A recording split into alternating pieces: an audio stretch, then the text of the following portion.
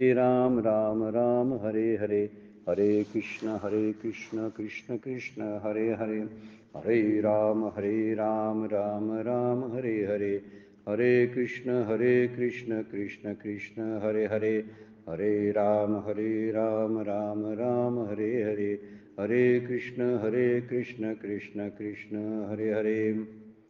ब्रह्मानन्दं परमसुखदं केवलं ज्ञानमूर्तिं द्वन्द्वातीतं गगनसदृशं तत्त्वमस्यादिलक्ष्यम् एकं नित्यं विमलम् अचलं सर्वधी साक्षिभूतं भावातीतं त्रिगुणरहितं सद्गुरुं तं नमामि।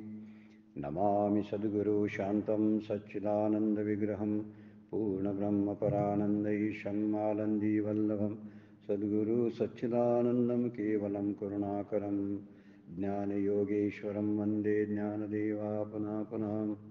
अलङ्कापुरीपुण्यभूमि पवित्र तिथे नांदतो ज्ञानराजा सुपात्र, तया आठविता घरी पुण्यराशी नमस्कार माझा सद्गुरु ज्ञानेश्वराशी। संत श्रेष्ठ श्री ज्ञानेश्वर माऊली, ज्ञानेश्वर माऊलींना वंदन, सद्गुरूंना वंदन, आपल्या सर्वांना वंदन करून आजच्या चिंतनाला प्रारंभ। काल आपण 87 नंबरची 5व्या अध्यायातली ओवीचा विचार केला होता. प्रसिद्ध ओवी आहे, त्याचा आपणही चिंतन करावं. बुद्धी निश्चये आत्मज्ञान ब्रह्मरूप भावे आपण आपण, ब्रह्मनिष्ठा राखे पूर्ण तत्परायण अहर्निशी. त्या तत्वचा जो पुरुष असतो त्याचा बुद्धीचा निश्चय कसा झालेला आहे याचं वर्णन या ओवीमध्ये केलेलं आहे. बुद्धिवृत्तीच्या निश्चयाने पहिल्यांदा परोक्ष ज्ञान होतं आणि त्या परोक्ष ज्ञानामुळंच हळूहळू त्याची बुद्धी निष्ठावान होते, निष्ठा राखायला लागते. तसाच तो तत्परायण होतो. पहिल्यांदा सुरुवातीला मी देह, माझा देह, मग मी ब्रह्म अशी एक वृत्ती आणि त्या अशी एक अभ्यासाची रीत तो सुरू करतो आणि श्रवण आणि मननाच्या द्वारे अनुसंधानाने ब्रह्मनिष्ठा सांभाळतो आणि तशीच तत्परायणता तो सतत सांभाळण्याचा प्रयत्न करतो. तत्परायण अहर्निशी, अहर्निशी शब्दाचा अर्थ आहे सतत. त्यामुळे कधी कधी जरी समजा त्या अनुसंधानामध्ये बिघाड झाला तर तो सांभाळण्याचा प्रयत्न करतो. परत आपल्या मी ब्रह्म या वृत्तीतला तो सोडत नाही, इतका त्याचा निश्चय झालेला असतो. याचा विचार मागच्या चिंतनामध्ये आपण केलेला आहे. हे सगळे निश्चय याला किंवा एवढी निष्ठा यासाठी आपल्याला नेहमीच त्या अनुसंधानामध्ये राहावं लागतं, हे मात्र खरं आहे. साधनेची पाठ सोडून चालत नाही. साधना थोडा काळ जरी थांबली तर आपलं मन विचलित होण्याची शक्यता असते आणि म्हणून इथं म्हणलेलं आहे तत्परायण अहर्निशी. तो तत्परायण असतो पण नुसता नाही, अहर्निशी. अहर्निशी शब्दाचा अर्थ आहे शक्य होईल ज्या ज्यावेळी त्याला त्या त्यावेळी तो भगवंताच्या चिंतनामध्ये असतो, ब्रह्मचिंतनामध्ये असतो आणि हेच ब्रह्मचिंतन त्याला त्याची ब्रह्मनिष्ठा दृढ करण्यासाठी उपयोगाला पडत असते. असा विचार 87 नंबरच्या ओवीमधून 5व्या अध्यायातल्या आपण केला होता. 88 नंबरची ओवी, अध्याय 5वा. ऐसे व्यापक ज्ञान भले जयाची या हृदया गिवशित आले, तयाची समता दृष्टी बोले विषयी काही. आता समता दृष्टीचा विचार माऊलींनी करायला सुरुवात केलेली आहे.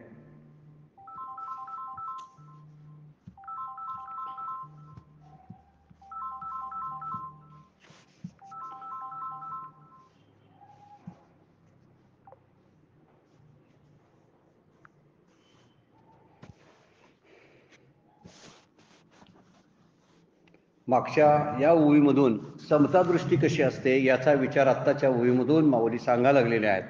ऐसे व्यापक ज्ञान भले जयाची या हृदया गिवशित आले, तयाची समता दृष्टी बोले विशेषू काही. असे व्यापक शुद्ध ज्ञान ज्याच्या हृदयाचा शोध करीत आले त्याची साम्य दृष्टी शब्दाने विशेष काही सांगावी. कोणती साम्य दृष्टी सांगितलेली आहे की त्याची दृष्टी समता पाहत असते. म्हणजे साम्य शब्दाचा अर्थ आहे समानतेनं तो सगळ्या जगाकडे पाहायला सुरुवात करतो. जेव्हा असा ब्रह्मभाव त्याचा जागृत झालेला असतो, ब्रह्मरूप भावी आपण अशी ब्रह्मनिष्ठा सांभाळल्यानंतर, तत्परायण झाल्यानंतर त्याला ऐसे व्यापक ज्ञान भले, हे जे व्यापक असलेलं ज्ञान ज्याला ब्रह्मज्ञान म्हणतात, ते त्याचं अंतःकरण शोधत येते. जयाचिया हृदया गिवशीत आले, गिवशीत आले शब्दाचा अर्थ शोधत येते. ज्ञानच तसल्याला शोधायला येतं. ज्ञानसुद्धा नेहमी आपल्याला योग्य ठिकाण सापडेल तोपर्यंत ते शोध घेत असतं. आपण काय करायचं असतं, ज्ञानासाठी पात्र होऊन बसायचं असतं. ज्ञानासाठी नुसतं पात्र आपण झालो तरी ज्ञान आपल्यामध्ये शिरत असतं. म्हणून चित्तशुद्धी होऊन आपण तयार व्हावं लागतं. असंही म्हणतात, सद्गुरू जेव्हा कृपा करतात, ती कृपा कशी असते तर एखादा दिवा पेटवावा अशी कृपा असते. आता दिवा पेटवण्यापूर्वी निरंजन असतं आपल्याकडं, ते निरंजन साफ करायचं असतं, व्यवस्थित स्वच्छ करायचं असतं, त्यात वात व्यवस्थित घालायची असते, तेल घालून ठेवायचं असतं. या सगळ्या गोष्टी केल्यानंतर आपलं जे आवरण शेवटचं आहे त्यावेळी सद्गुरूंच्या कृपेद्वारे तो दिवा पेटवला जातो. आता याचा अर्थ असा होतो की अगोदर सगळ्याची तयारी करून बसावं लागतं. आणि ही तयारी करणं म्हणजे चित्ताची शुद्धता सांभाळणं आहे, चित्तशुद्धी सांभाळणं आहे. आणि जेव्हा चित्ताची शुद्धीता होते म्हणून निरंजन आपण तयार करतो, त्याच वेळी आपल्याला ज्ञानाची प्राप्ती होते, सद्गुरूंची कृपा होते आणि ते ज्ञान प्राप्त होतं. म्हणून ऐसे व्यापक ज्ञान भले जयाची या हृदया गिवशीत आले शब्द वापरला. ते ज्ञान जे असतं असं एखादं ठिकाण ते शुद्ध झालेलं चित्त शोधत असतं. आणि त्याचं चित्त शुद्ध झालेलं आहे, त्याच्या मागूनच ज्ञान येत असतं, त्याला शोधत येत असतं. त्याचं अंतःकरण असं कुठं आहे का बघत असतं. म्हणून ते ज्ञान त्याच्या हृदयाचा शोध घेत असतं आणि तो समदृष्टी होत असतो.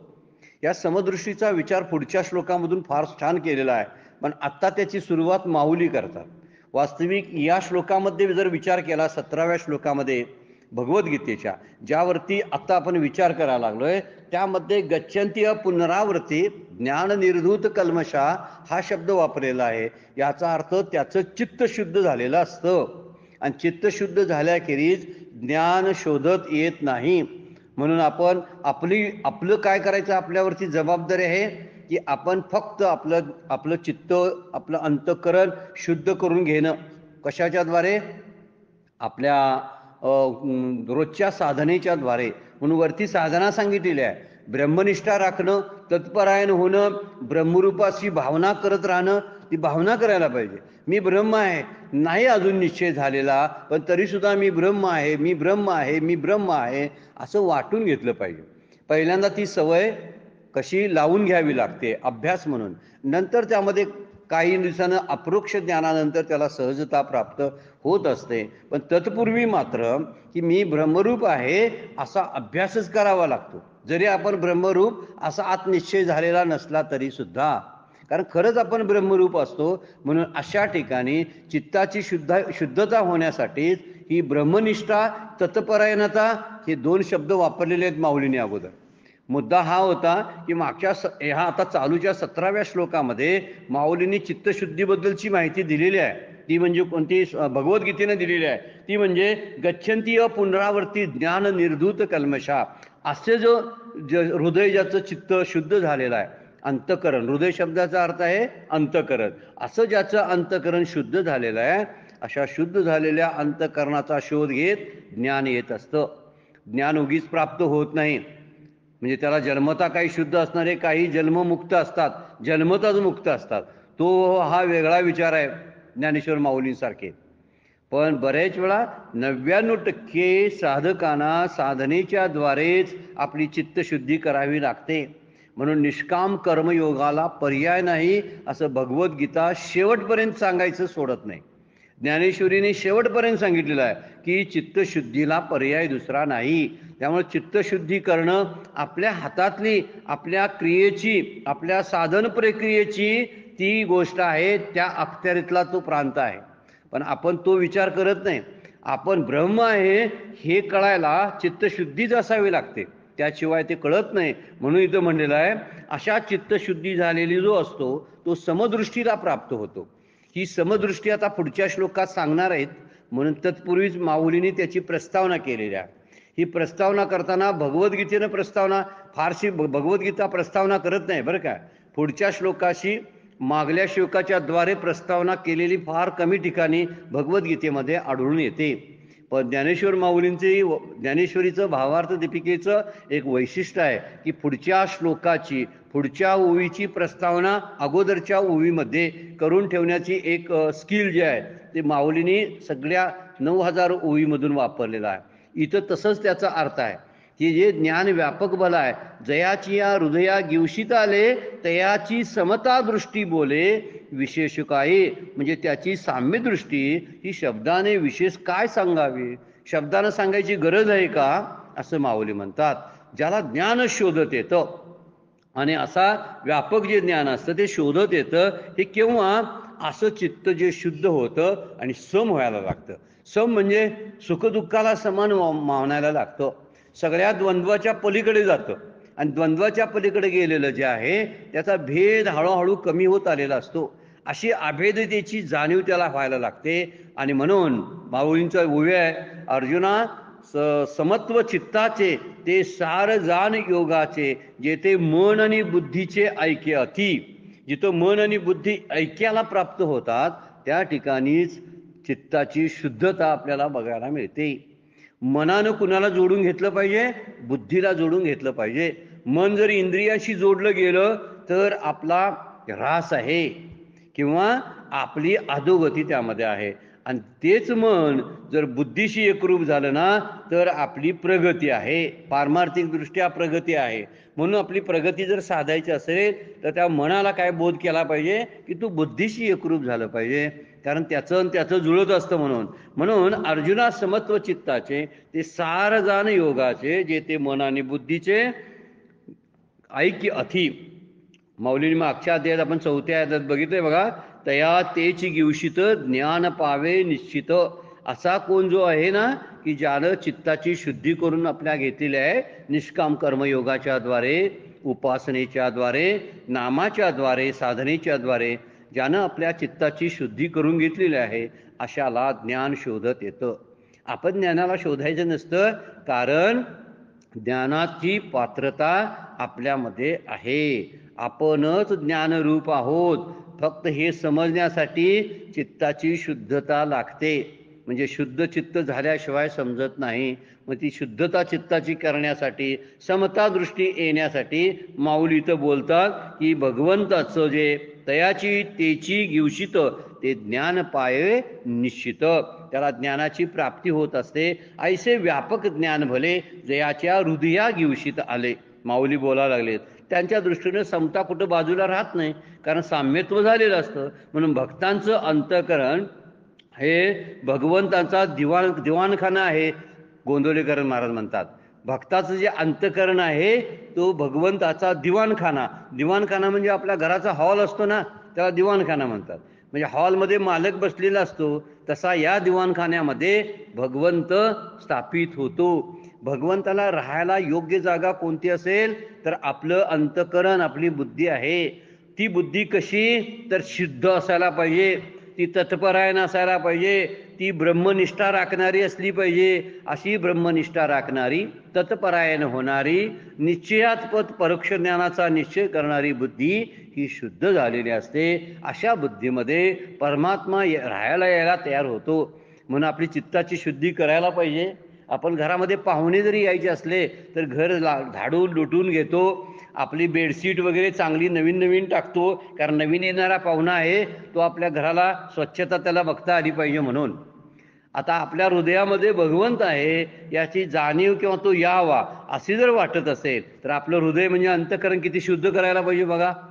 जर हे अंतःकरण शुद्ध झालं नाही तर घाणेरड्या जागेमध्ये आपल्यालाही बसवत नाही। मग देव का बसावा येऊन, जिथं काम क्रोधादी विकार राहतात, जिथं प्रत्येकाचा द्वेष आणि मत्सर केला जातो, दुसऱ्यांच्याबद्दल वाईट चिंतन केलं जातं, तिथं येऊन देव कसा राहील सांगा, राहणार नाही। म्हणून आपल्या चित्तामध्ये देव राहावा, आपल्याला समत्व बुद्धीचं यावं, यासाठी काय करायला पाहिजे तर त्या चित्ताची शुद्धीच व्हायला पाहिजे। तिथंच व्यापक ज्ञान येतं राहायला आणि तिथंच ज्ञान त्याला त्या हृदयाला शोधत येतं। म्हणून आपल्या मनाला एक मगा अगोदर आपण शब्द वापरला बघा, ब्रह्मरूप भावी आपण मागच्या ओवीतला, किंवा तद्बुद्ध्यास तदात्मान शब्द वापरलाय। म्हणजे तदात्मान शब्दाचा अर्थ आहे ते मन सुद्धा बुद्धीशी एकरूप झालं पाहिजे, कारण मनानं चिंतन फार सुंदर होत असतंय. मन जर भगवंताच्या नादाला लागलं ना तर खूप काही साध्य करतं. जे भरकटणारं मन आपल्याला कधी कधी गर्तेत टाकतं, संकटात टाकतं, तेच मन आपल्याला हळूहळू शांतीसुद्धा देतं. कशामुळं?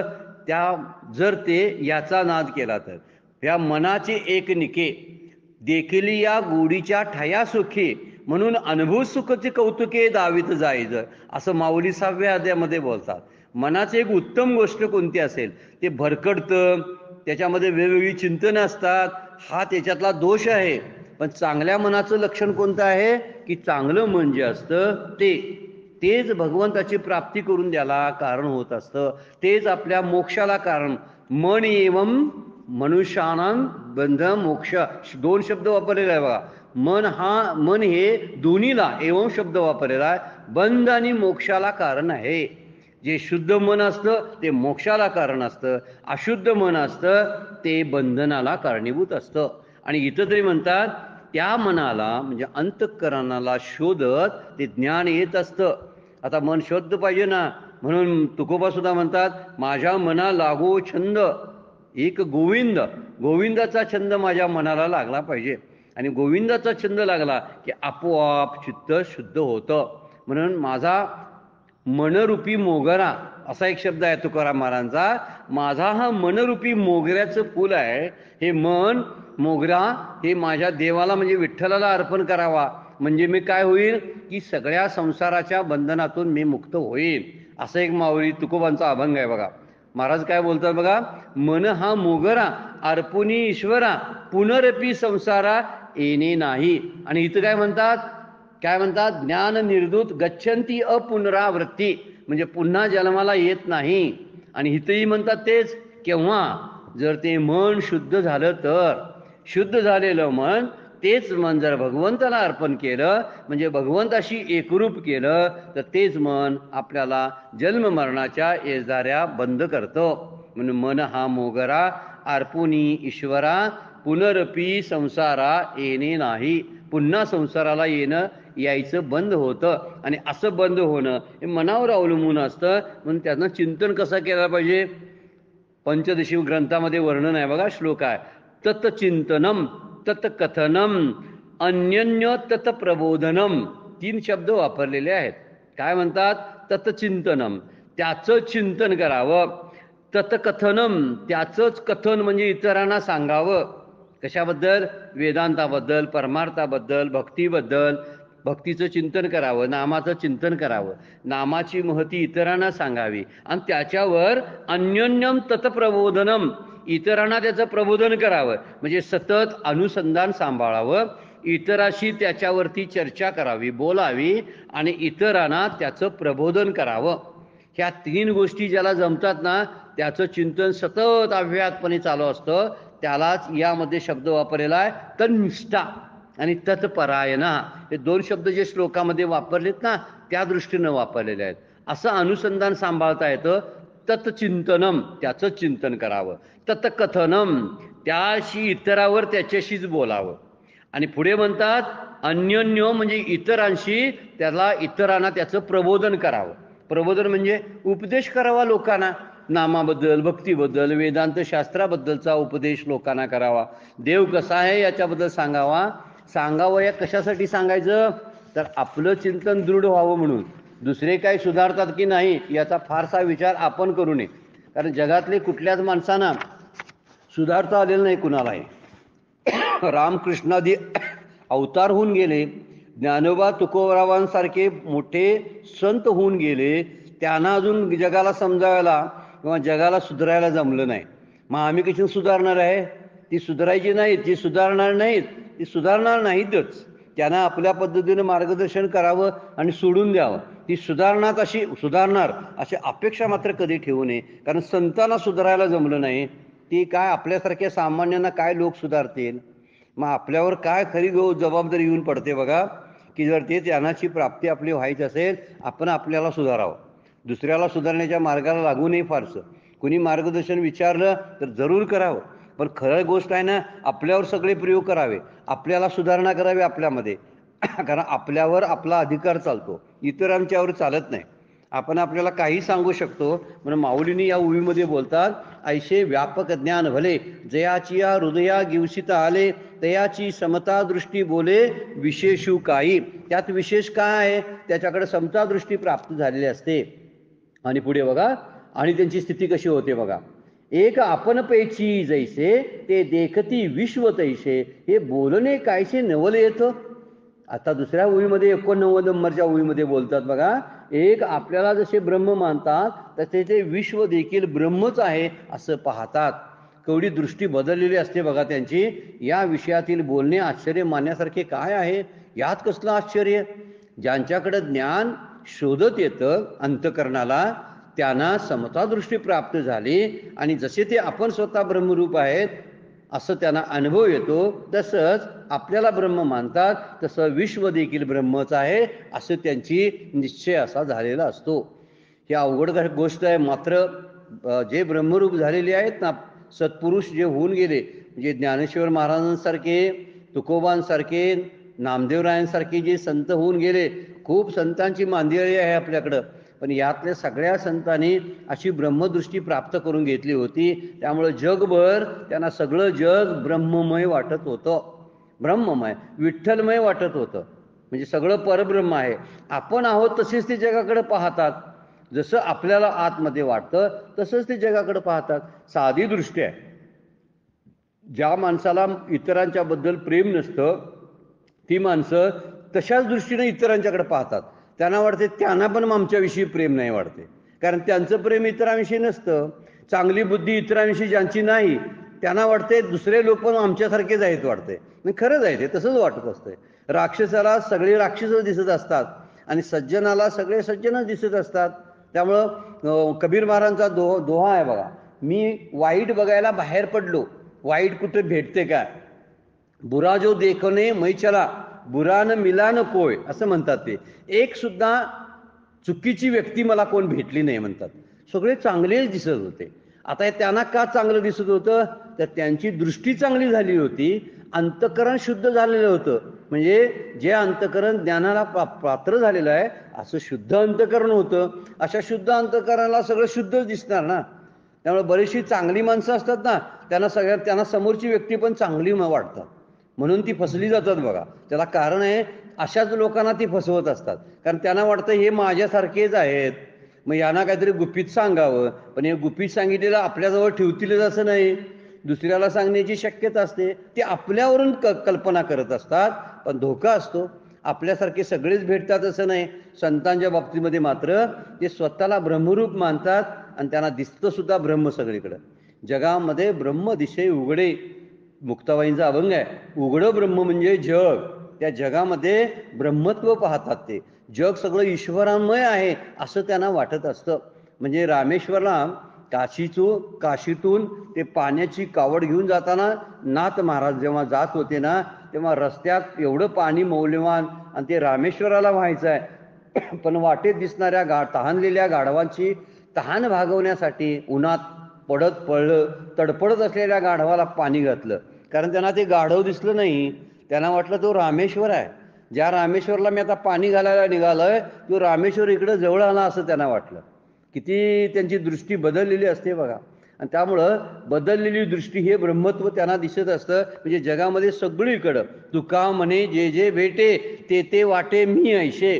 तुकाराम महाराज अभंगामध्ये काय म्हणतात बघा, तुकाराम म्हणे जे जे भेटे, जी व्यक्ती भेटते ते ते वाटे मी ऐशे, मीच मला भेटतोय असं मला वाटायचं. ही फार प्रेममय अवस्था आहे बरं काय, फार प्रेममय संतांना आलेला अनुभव आहे. आणि आपल्याला येणार नाही मात्र असं नाही बरं काय, आपल्याला येऊ शकतो. पण तेवढं प्रेम, जगाबद्दलचं प्रेम आपल्यामध्ये निर्माण व्हायला पाहिजे. आपण जेवढं आपल्यावरती प्रेम करतो ना, तेवढं जगावरती प्रेम करायला लागलो ना, तर निश्चितपणाने ही समता दृष्टी आपल्याला प्राप्त होते. म्हणून ते स्वतःला ब्रह्म मानतात. म्हणून त्यांना जग सुद्धा ब्रह्मरूप दिसायला लागतं. म्हणून एखादा ब्रह्मज्ञानी जरी लाखो मूर्ख लोकांच्या माणसात जरी बसलेला असला तरी त्याला मी ब्रह्म आहे अशीच प्रतीती येत असते. किती लाखो लोक आहेत, मूर्ख आहेत ते, त्यांना काय माहीत नाही ब्रह्म वगैरे काय माहीत नाही. पण अशा लाखो लोकात बसलेला असताना सुद्धा अशा एका ब्रह्मज्ञानाला मी ब्रह्मरूप आहे, मी ब्रह्म आहे अशी प्रतीती येत असते. आणि अति मूर्ख माणसेही त्याला, जी मूर्ख माणसं समोर आहेत ना, लाखो माणसं आपण म्हटलं, ती सुद्धा त्याला ब्रह्मरूप दिसत असतात. मूर्ख आहे ना ती, मूर्ख असून त्यांना ब्रह्मरूप दिसतात. आणि ह्याला तरी स्वतः आपण ब्रह्म आहे याची जाणीव एवढ्या लोकात सुद्धा होत असते. म्हणजे आपण म्हणतोय का एखाद्या वाईट माणसांच्या संगतीत आलो की आपण सुद्धा वाईट होतोय, याच्या बाबतीत नाही बघा. इतक्या लाखो मूर्ख माणसांच्या संगतीत बसून सुद्धा मी ब्रह्मरूप आहे असं तो त्याला नेहमी प्रतीती येत असते. एवढंच नाही तर माझ्या भोवती असलेले मूर्ख आणि अज्ञानी लोक जे आहेत ते सुद्धा ब्रह्मरूप आहेत, ते सुद्धा भगवत रूप आहेत अशीच त्याची जाणीव निश्चय झालेला असतो. हे ब्रह्मज्ञानाचं लक्षण या ओवीमधून माऊली सांगायला आलेलं आहे. म्हणून एखाद्यावर त्याची समतादृष्टी अशी असते. तुकोबांचा अभंग आहे बघा, जे का रंजले गांजले त्याशी म्हणी जो आपुले, तोची साधू ओळखावा देव तेथेची जाणावा. तो जो अभंग प्रसिद्ध अभंग आहे बघा, गायलेला आपण अभंग रेकॉर्डिंग आहे. तर त्या अभंगामध्ये म्हणतात, दया करणे जे पुत्राशी तेची दासा आणि दासी, तुका म्हणे सांगो किती. ही असली ही संतांच्या विभूती आहेत ना, त्या किती जणांच्या विभूती सांगू. तुकाराम महाराज म्हणतात, दया करणे जे पुत्राशी, आपल्या मुलावरती जे दया करतात तेच दया आपल्या घरात कामाला असणारे जे कामगार आहेत त्या कामगारांच्यावर सुद्धा दया तशीच करतात. ते केवढी समतादृष्टी असेल बघा. दया करणे जे पुत्राशी तेची दासा आणि दासी. दास आणि दासी म्हणजे घरातले नोकर जे असतात किंवा हाताखालचे नोकर जे असतात ना, त्या नोकरांच्या वरती सुद्धा तो तसंच प्रेम करतो जसं आपल्या मुलावर प्रेम करतो. ही दृष्टी जमण्यासारखी आहे का बघा, किती अवघड आहे. आपलं मूल आणि परक्याचं मूल याचा भेद कधीच आपल्याकडून जात नाही, कितीही आपण अभ्यास करायला लागलो तरी. पण संतांची दृष्टी मात्र ब्रह्मरूप झाल्यामुळं त्यांना सगळं जग विठ्ठलमय किंवा भगवतमय वाटत असतो. त्यामुळे आपण जसे आहोत तसंच त्याला वाटत असतं. म्हणजे जेव्हा जेव्हा तो सोन्याच्या अलंकाराकडे, वेदांताचं एक उदाहरण आहे, सोन्याच्या अलंकाराकडे जेव्हा तो पाहत असतो ना, अलंकार असतात त्यामध्ये वेगवेगळे प्रकार असतात अलंकारातले, काय अंगठी आहेत, काय गळ्यातल्या माळा आहेत, आणखीन काय काय आहे. तिकडं पाहताना मात्र अलंकार म्हणून तो पाहत नाही तर तो सोनं म्हणून पाहतो. कशी दृष्टी बदललेली असते बघा त्याची. कारण अलंकार जरी असलं तर खरं ते सोनंच आहे. त्या आकाराला आलं म्हणून अलंकार झालं. अलंकार का होतं, सोनं जेव्हा आकार धारण करतं तेव्हा त्याचे अलंकार बनतात. मग अलंकार आहे आपण म्हणतोय काय, अलंकाराकडे बघत असतो, आपलं उपाधीकडे लक्ष असतं. उपाधी म्हणजे वरचं जो आकार असतो, रूप असतं, त्याला उपाधी म्हणतात. ही उपाधीकडेच आपलं लक्ष असतं. पण संतांचं किंवा ज्यांची दृष्टी सम झालेली आहे असे ब्रह्मरूप झालेले जे असतात, ज्यांचा ब्रह्मज्ञानाचा निश्चय होऊन त्यांचं तत्परायण झालेले असतात, त्यांची दृष्टी मात्र जगाकडे पाहताना सगळे देवच आहेत असं त्यांना वाटत असतं. सगळी भगवंताची रूपं आहेत आपल्या सहित असं वाटत असतं. ईशावास्य उपनिषदामध्ये त्या सुरुवातीचा श्लोक आहे बघा, ईशावास्य इदम सर्वम यत किंचित जगत्याम जगत. पहिला श्लोक आहे ईशावास्य उपनिषदाचा. त्यामध्ये म्हणतात सगळं जे व्यापक ईश्वरानं व्यापलेलं जग आहे सगळं. म्हणजे जग जे आहे त्याला जग म्हणायचंच नाही, ईश्वरच भरलेला आहे सगळा. तुका म्हणे विटो भरला सबाई, सगळीकडं तया नाही उणे चराचरी, कुठंही एक उणेपणा त्याला दिसत नाही पाहताना सगळ्या भूतमात्रामध्ये. म्हणून उदाहरण देतात ना, एका संतांनी विंचू जो पाण्यामध्ये बुडणारा होता, त्या पाण्यामध्ये बुडणाऱ्या विंचवाला पकडलं आणि पकडून त्याने हातावर घेतला आणि त्याला बाजूला टाकण्याचा प्रयत्न केला. पण विंचवानं त्याला नांगी मारायची तशी मारलीच, पण त्याने तो विंचू बाजूला टाकला. आणि त्यांना लोक म्हणाले कशाला त्या विंचूच्या नादाला लागताय, कारण तो चावणार आहे.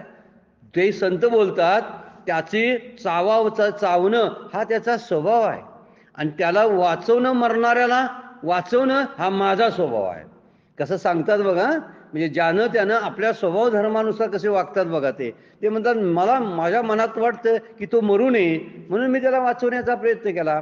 आता विंचवाचं लक्षणच आहे की काय, चावणं. त्यानं चावलं, त्यात काय विशेष झालं असं त्यांना म्हणायचं आहे. जसं मी वागलो त्यामध्ये विशेष नाही, तसा विंचू जसा वागला त्यामध्येही विशेष नाही.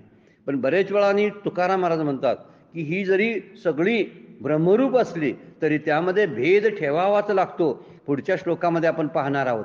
थोडा का असना भेद व्यवहाराच्या दृष्टीनं ठेवावाच लागतो. त्यामध्ये तुकोबा म्हणतात, तुका म्हणे विंचू सर्प नारायण वंदावे दुरून शिवो नये. काही वेळा अशी दृष्टी बदलते, बघताना बघावं की सगळी नारायणाची रूप आहेत. तुका म्हणे विंचू सर्प नारायण, दोघेही नारायण आहेत, दोघेही देवरूप आहेत, ब्रह्मरूप आहेत. परंतु काय करावं, वंदावे दुरून, नमस्कार कुठनं करायचा, लांबनं. तुम्ही देव आहात पण लांबच राहा. का, जवळ घेतले तर काय करतात, काय करायचं ते करतात. विंचू जसा दंश करतो, साप जसा दंश करतो, तशी समाजामध्ये सुद्धा असे फसवणारे विश्वासघातकी माणसं असतात.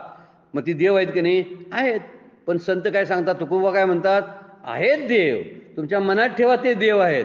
जाऊ नका जवळ, जवळ गेले की ते चावणार, चावल्याशिवाय सोडणार नाही. विंचू सर्प नारायण वंदावे दुरून शिवो नये, त्यांना शिवाय जायचं नाही. सापाला शिवल्यावर साप चावणारच ना, विंचवाला धरला तर विंचू दंश करणारच ना. त्यामुळं जरी ती नारायणाची रूपं असली तरी तिथं समता दृष्टी उपयोगाची नाही. म्हणून जग त्यांना ब्रह्मरूप दिसत असतं. म्हणून ईशावास्य इदं सर्वम यत किंचित जगत्याम जगत, सगळं जग जे आहे ते ब्रह्मरूप आहे असं वर्णन आणि अशी दृष्टी संतांची झालेली असते. फार सुंदर विचार आहे बरं काय, आणि अंगीकारायला फार कठीण आहे. आपली तेवढी जवळची वाटतात आणि परकी लांबची वाटायला लागतात, आणि त्याच्यातला भेदभाव असतो. बराचसा भेद आपल्याला सापडतो.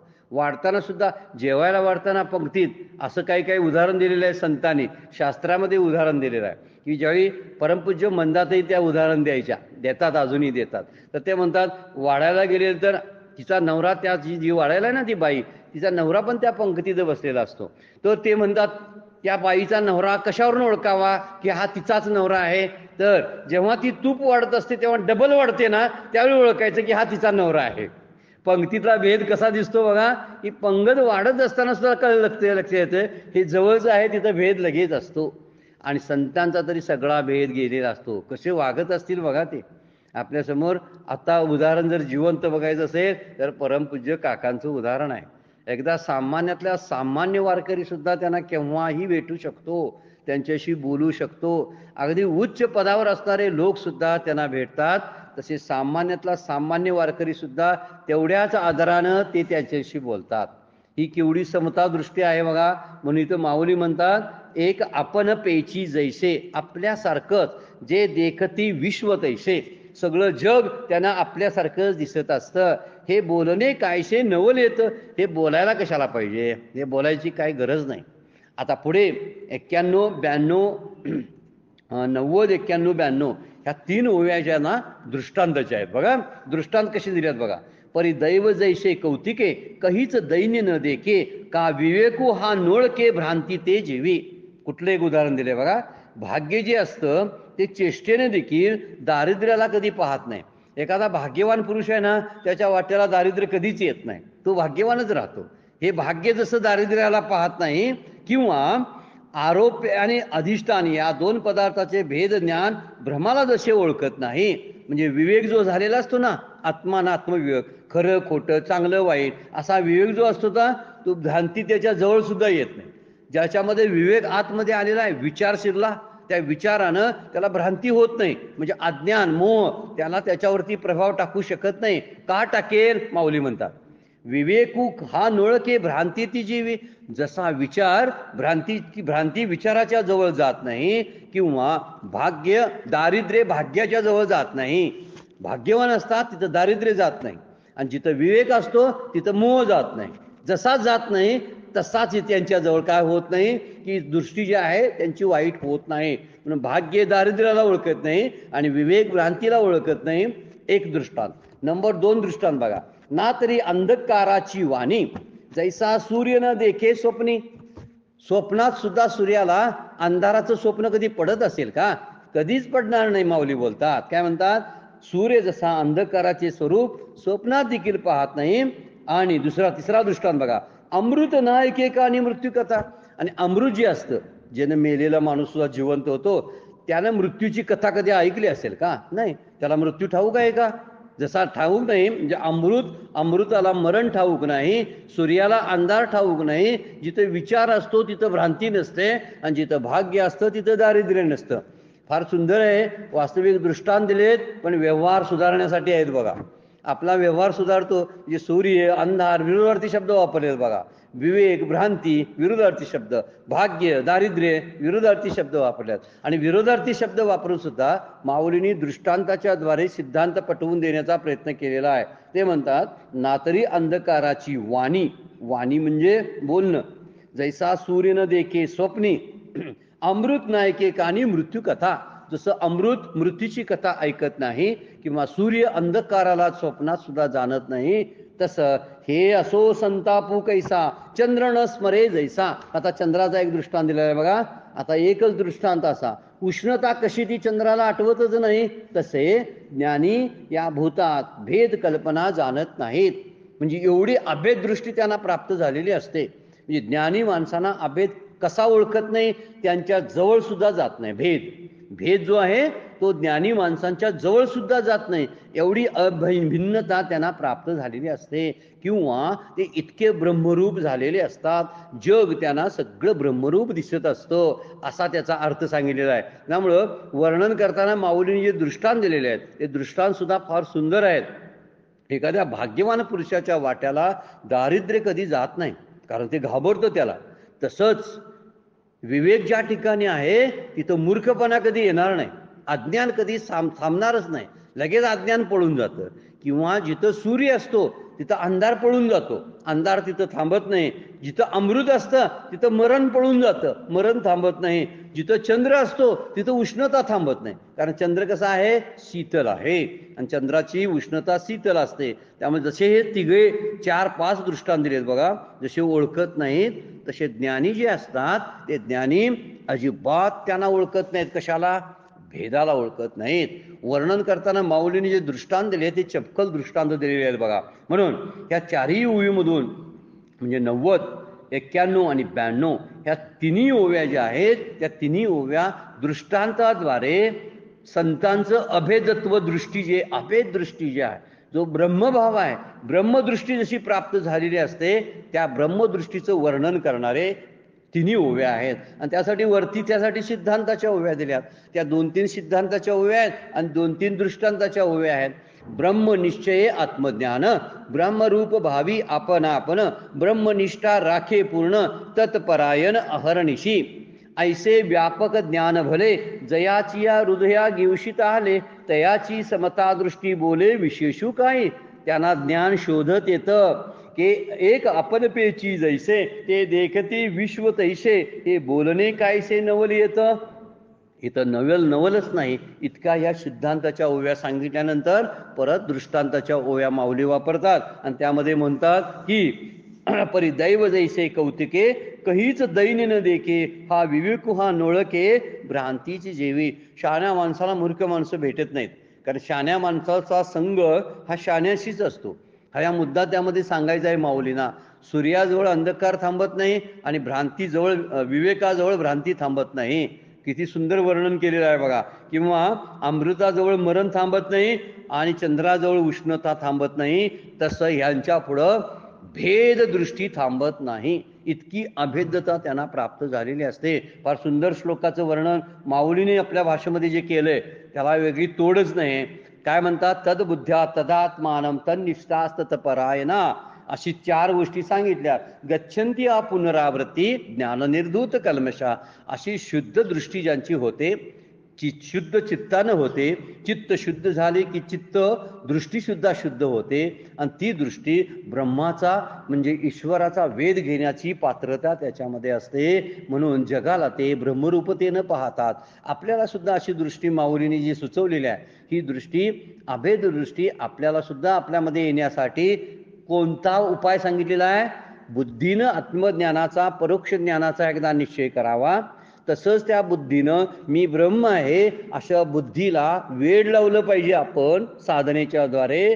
तशाच त्या बुद्धीनं आपण ब्रह्म आहोत अशी निष्ठा सांभाळली पाहिजे. आणि ती निष्ठा सांभाळण्यासाठी सतत तत्पर आणि सावधानतेनं ते अनुसंधान सांभाळलं पाहिजे. इतक्या गोष्टी जर आपण केल्या तर या श्लोकालाही योग्य असा मार्ग आपण न्याय दिल्यासारखा प्रकार आहे. फार सुंदर 87 नंबरची ओवी आहे, लिहून घ्यायची. आपण कालच विचार केलेला होता त्याच्यावरती, तर ती ही ओवी फार सुंदर आहे, लिहून घ्यायची आहे. त्याच्यावर खूप चिंतन करण्यासारखं आहे. वेळ संपलेली आहे, आपण थांबतोय. उद्याच्या श्लोकामध्ये श्लोक क्रमांक 5व्या अध्यायातला 8व्या नंबरचा श्लोक, आपण प्रसिद्ध श्लोक तो पण आहे आणि त्याचा विचार आपण करणार आहोत. विद्या विनयन संपन्ने ब्राह्मणे गवी हस्तिनी शुनी चैव शिवपाकेच पंडिता समदर्शिना. पंडिताची समदृष्टी कशी प्राप्त होते आत्मज्ञानी पुरुषांची, त्याचा विचार उद्याच्या चिंतनामध्ये आपण पाहणार आहोत. आजची सेवा सद्गुरूंच्या चरणी, भगवान ज्ञानेश्वरांच्या चरणी अर्पण करून आपण विराम घेऊया. कुंडलीक वरदारी विठ्ठल श्री ज्ञानदेव तुकाराम.